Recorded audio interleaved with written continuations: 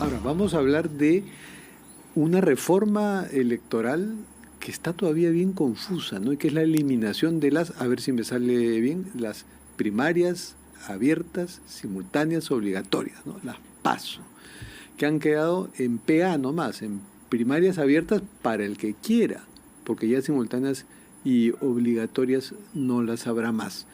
Los partidos van a poder optar por y llamar a otros ciudadanos que quieran inscribirse para votar por ellos si quieren, o un militante un voto, o la mayoría de ellos va a optar por Delegados. Los delegados. Estamos acá con un experto en Derecho Electoral y Constitucional que nos va a explicar el campo que se abre con la eliminación de las PASO y con una reforma que impone una valla. Gracias por acompañarnos. Muchísimas gracias, Fernando. Recordar que usted ha sido asesor o todavía lo es, del Jurado Nacional de Elecciones. Bueno, en este periodo todavía no, pero bueno. Por periodos usted Sí. Y, bueno, se le viene ahora un periodo bien interesante y empecemos acá explicando esta nueva ley que sí incluye una reforma, incluye una valla, porque se dice que al eliminar las PASO ya no habría esta posibilidad de limitar la cantidad de los que llegan a la primera vuelta, pero acá se habla de un 10%. No queda claro a qué se contempla en ese 10%. ¿Puede explicarlo? Exacto, usted lo menciona muy bien. La redacción es bastante infeliz, bastante poco clara, porque, por ejemplo, lo que señalan, como usted bien menciona, si, por ejemplo, optan por la modalidad de un militante un voto, lo que dice la norma es que la organización política debe obtener al menos el 10% de los votos válidamente emitidos del total de electores hábiles del padrón de la organización política correspondiente. Pero ¿cómo la organización política, que supuestamente compite dentro de ella misma más de una lista, va a obtener 10%? Si estamos hablando de una única organización política, como usted bien lo advertía, en todo caso tendría que haberse dicho que la lista de la organización política que ganó, en la interna que ganó obtenga el 10%. Pero la redacción no dice eso. La redacción dice que la organización política debe obtener el 10% de votos válidos respecto al padrón de la propia organización política. O sea, la duda está entre si ese 10%, como vaya para llegar a la primera vuelta, se refiere a que hechas las elecciones internas, vote el 10% de su padrón, o la lista que gane obtenga el 10% de su padrón, ¿no? Eso no está claro para usted. Exacto, porque creo que el parámetro que han utilizado está mal. Usted bien lo ha advertido. O bien es el 10% de votos válidos la lista que gana, o es un porcentaje de participación electoral, en cuyo caso el parámetro no iba a ser los votos válidos, sino el total de electores hábiles. Bueno, yo creo que van a optar por eso porque es más fácil saltar esa valla que, pero ni siquiera eso, que sea el 10% que gane la lista. Van a ir por delegados, que es lo más probable. Claro, eso es lo más realista, porque la otra opción es que sea el 10% de los delegados, en el caso de estas elecciones un poquito, digamos, indirectas, pero válidas, ¿no? Claro. O sea, nadie está diciendo que sea inconstitucional, pero que las cúpulas están celebrando la posibilidad de poder recurrir siquiera a la modalidad de delegados. ¿Cuántos delegados suele haber en una elección interna? Lo determina cada organización política. Pueden ser 100, pueden ser 10. ¿Cuál suele ser la forma de elegir a los delegados? ¿Uno por región? ¿Cómo suele ser? Usted que conoce algunas organizaciones políticas van a utilizar, por ejemplo, que efectivamente sean representantes de cada comité regional o provincial, otros que simplemente sean unas mini asambleas donde va el CEN con el presidente y eventualmente algunos representantes de comités departamentales, y otros simplemente lo van a hacer cerrados, que los delegados se provengan dentro respecto del CEN. Ahora, no solamente está en función de quiénes pueden ir a votar por los delegados, sino cuántos delegados van a ser, como usted bien lo ha advertido. Pueden ser 50, algunas veces han sido 180, pero... 180 delegados es bastante, es un partido grande, ¿no? Pero en realidad... ¿O todo depende de la forma de elegirlos? En realidad también depende bastante, porque recordemos que el porcentaje recién lo está estableciendo ahora. Entonces, uno podía haber establecido 300 delegados, pero de esos 300 delegados iban 3, y como no había porcentaje mínimo, esos 3 de los 300 o de los 100 definían la lista de todos los candidatos. Con la ley ahí en la mano, haciendo un poco de perspectiva, ya estamos viendo que la mayoría va a optar por la elección a través de delegados. ¿Qué es lo usual? Porque le va a ser más fácil llegar a la valla del 10%, porque es el 10% de delegados, ¿no? Entonces, si hay 50 delegados... 5 para decir esto. O sea, 5 delegados que voten por la lista que ganó y ya. Exacto. Y además, acá simplemente lo único que piden es que vaya el 10% de los votos válidos de los delegados electos. Entonces, nuevamente, el parámetro que se está utilizando están confundiendo total de electores hábiles con total de votos válidos. Y son parámetros totalmente distintos, porque los votos válidos son para definir al ganador. El total de electores hábiles suelen ser para definir la validez de la elección. Y este último párrafo está apuntando a la validez de la elección, no en realidad para la determinación del ganador. Entonces han confundido parámetros al redactar este Bueno, pero yo creo que la confusión la van a resolver diciendo no, nos estamos refiriendo al 10% como participación, sí, es lo más no como los que votaron por la lista que Porque ganó. en realidad la esencia era esa, en sentido estricto de los proyectos que planteaban justamente a reemplazar las pasos por ahí era el 30% de asistencia electoral. Entonces, si todos optan por delegados, y el 10%, pues si hay 50, 60, 70 delegados, es 5, 6, 7, entonces sí va a ser fácil saltar esa valla. Sin duda, sin duda. Pero la OMPE o el Jurado Nacional de Elecciones, ¿quién tendrá que vigilar que en efecto estos son los delegados democráticamente elegidos? ¿Quién va a vigilar eso?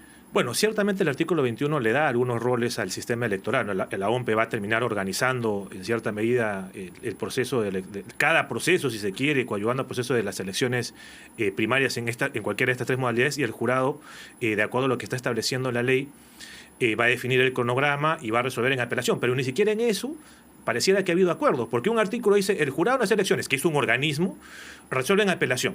Y otro artículo dice las candidaturas se presentan y escriben ante el jurado electoral especial, que es un órgano del jurado de elecciones. En total, el jurado como entidad, ¿qué va a hacer? ¿Va a tener la competencia completa para calificar candidaturas? ¿O es que la organización política califica en primera instancia y el jurado solo resuelve en apelación a través del pleno? Eso en realidad tampoco queda claro, porque entre el 21 y el 24 en realidad hay un error. Aparte también están utilizando, por ejemplo, en el caso del 24A, el parámetro para exigir afiliación, el parámetro de las elecciones generales. Ya, entonces, ¿qué quiere decir? ¿Que no voy a exigir afiliados para los candidatos a alcaldes y gobernadores regionales? Porque el parámetro están utilizándolo un año antes de la convocatoria de las elecciones generales. Ya, ¿y las otras? O sea, estas modalidades no valen para la elección de candidatos para las elecciones regionales y... No, me refería a la exigencia de afiliación. A lo que quiero apuntar con esto que lo estoy comentando es que las inconsistencias de la norma no solamente pasan porque ni siquiera pueden establecer adecuadamente o con claridad cuál es el parámetro para determinar si puedo seguir participando en el proceso electoral, sino incluso a nivel de competencia respecto a la calificación de candidaturas o, por ejemplo, respecto a la exigencia de afiliación. Porque mientras hasta antes de la adopción de esta ley yo tenía que tener un mínimo de afiliación de un año si quería ser candidato a gobernador regional o alcalde o presidente o congresista, ahora de acuerdo a esta redacción del 24A, solamente me van a exigir afiliación para ser candidato a presidente, vicepresidente, congresista, porque para gobernador regional... O sea, no está claro que esta ley también cubre las elecciones subnacionales. Va a cubrirlas, pero ya no podían exigirle afiliación. Porque ciertamente... En ese caso, porque no calzan los tiempos. No, porque ni siquiera lo mencionan en el 24. Han omitido esa referencia, pareciera ser que han utilizado una redacción previa de este artículo 24. Hay otro cambio importante, ¿no? Que es...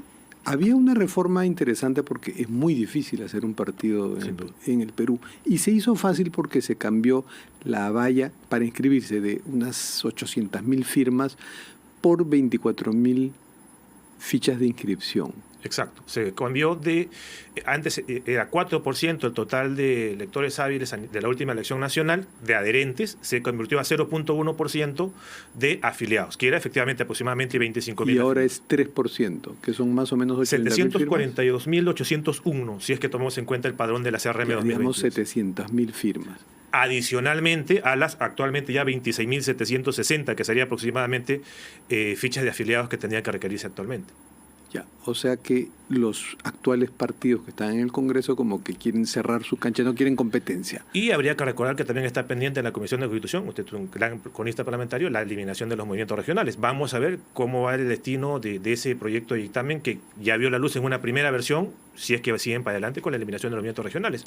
Bueno, cuando preguntamos a varios congresistas acá sobre ese tema, estaban como tratando de conciliar, obligar a los movimientos regionales que se liguen, que se asocien a partidos de alcance nacional para las elecciones, que me parece más razonable. Bueno, ya la figura de la fusión, por ejemplo, de movimientos regionales para convertirse en partidos ya está regulada en la Ley de Organizaciones Políticas. No sé si los legisladores habrán revisado ese artículo 16, si mal no recuerdo, de las Leyes Políticas.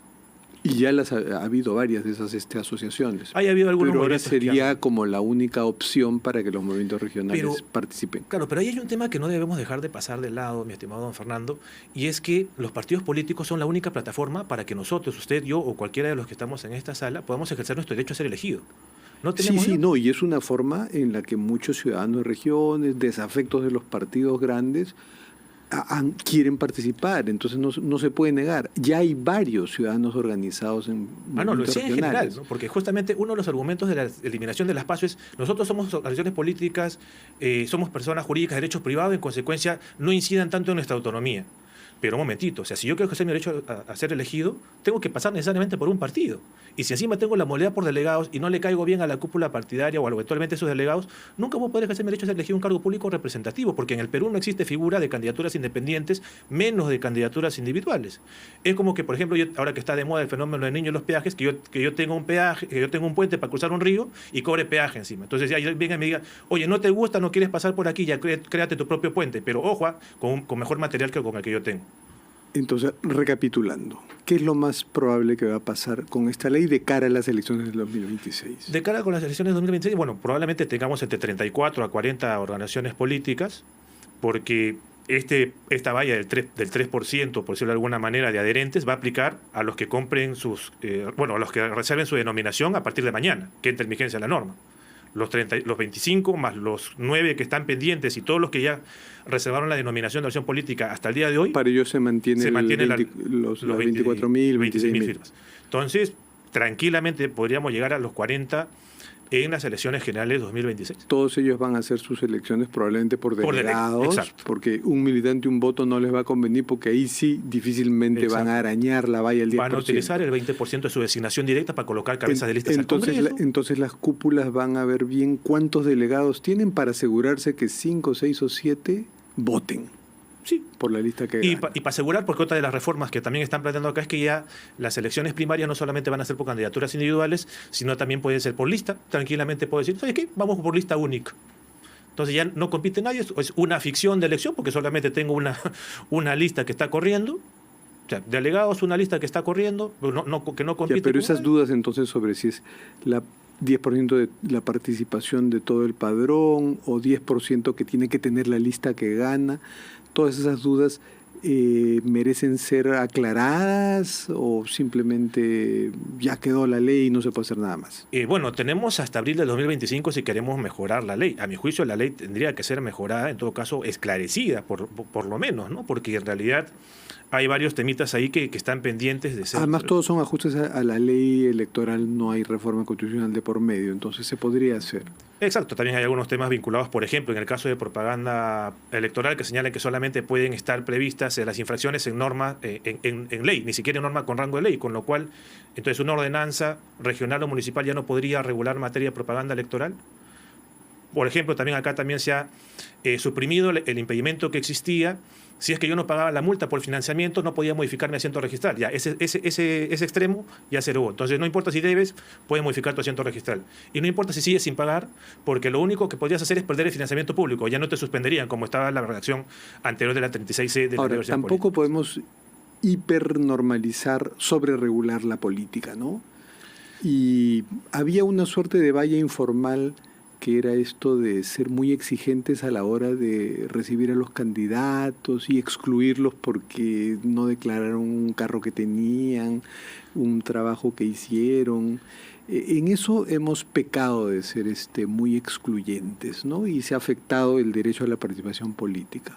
Bueno, ahí en respecto al tema de las declaraciones juradas de hoja de vida, ya con el principio de interoperabilidad o de interoperabilidad que ha sido ya reconocido en el título preliminar de la ley que aprobó este Congreso y que ya se aplicó con normas transitorias en el 2021 y 2022, se ha reducido un poco ese impacto a nivel de formalismo. Aparte también ya se ha establecido, por ejemplo, en este título preliminar, que no se van a poder prever. El Jurado Nacional de Elecciones va a ser más abierto, más tolerante con los que se inscriben a última hora y les faltó una cosita, o sea, que subsanen, pues, pero que no se les excluya por una nimiedad burocrática, ¿no? Bueno, el Pleno va a ser distinto en el 2026.